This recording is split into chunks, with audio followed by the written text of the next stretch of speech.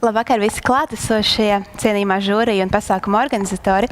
Kā jau teicu, mani sauc Agija, un turpmākajās 6 minūtēs es jums pastāstīšu par savu maģistra darbu, jeb to, kā savā veidā iespējams spēlēties ar imūnu atbildi, jeb veidu, kā mūsu šūnas cīnās ar iebrucējiem.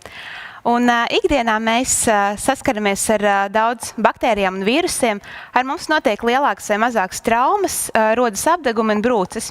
Un īstenojoties jebkuram no šiem scenārijiem, mūsu audi tiek ievainoti un rodas iekaisums. Un jautājums ir tāds, kas ir iekaisums? Iekaisums ir organisma imūnā atbilde uz audu ievainojumu. Respektīvi, bojātās šūnas sūta ķīmiskus signālus uz asinsvadiem, kas caur savu sieniņu audos ielaiž šķidrumu un baltās asins šūnas, un tad rodas pietūkums, un līdz ar to audi tiek izolēti no šiem svešķermeņiem un tie tiek attīrīti. Un šūnas, kas piedalās šajā attīrīšanā, ir monocīti.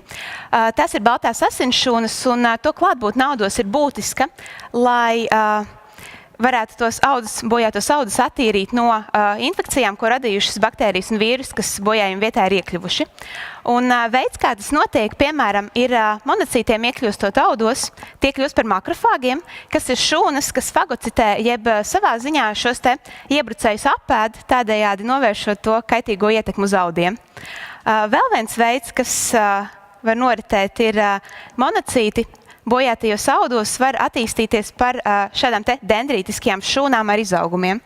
Šīs šūnas spēj atpazīt un piesaistīt pie sevis mūsu organismam nevēlamus svešķermeņus. Un šīs šūnas svešķermeņus nogādā un prezentē, jeb parāda citām šūnām, kas attiecīgi spēj tās iznīcināt. Un, protams, dzīvē nekas neiet tik gludi. Un iekaisums reizēm var ieilgt, un līdz ar to ne tikai iet bojā kaitīgie mikroorganismi, bet tiek bojāti arī mūsu veseli audi, kas ir apkārt, un līdz ar to veidojas dažādas infekcijas slimības.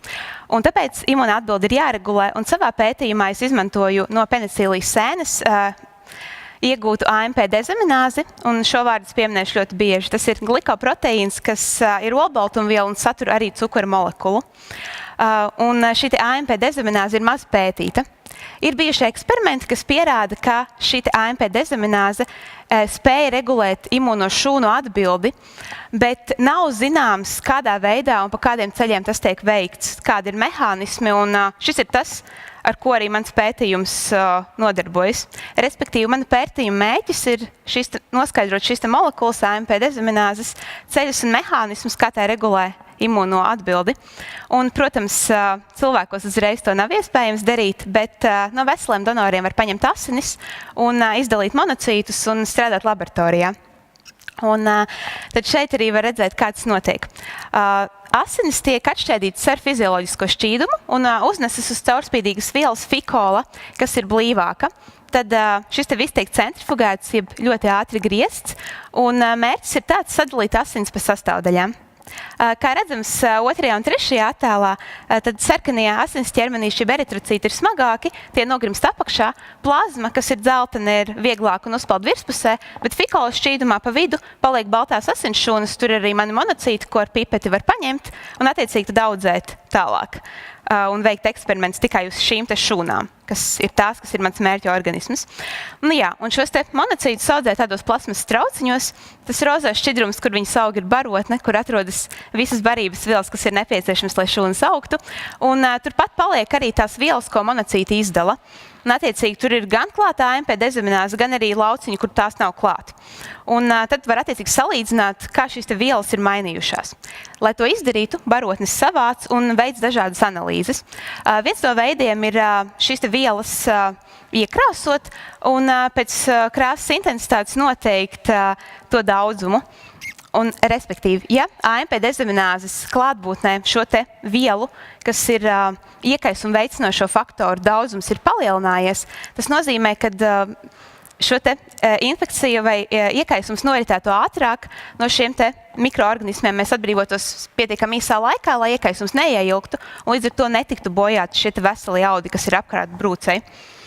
Un svarīgi ir saprast, ka cilvēkam labāks ir iekaisums, kurš ir spēcīgāks, bet īslaicīgs, nevis tāds, kurš ir ilgstošs, bet vājš. Jo ilgstošā laika posmā tiek bojāti vairāk audi.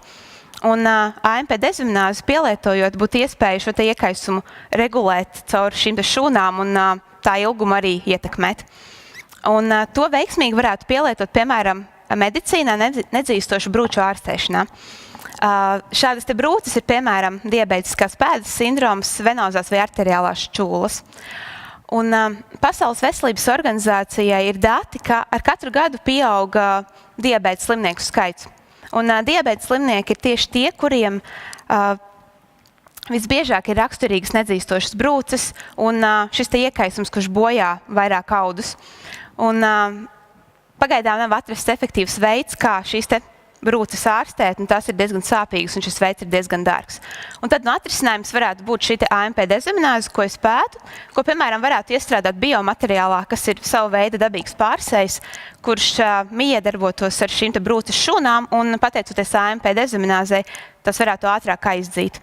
Un uz šīs pozitīvās notas savu prezentāciju arī labprāt beigšu.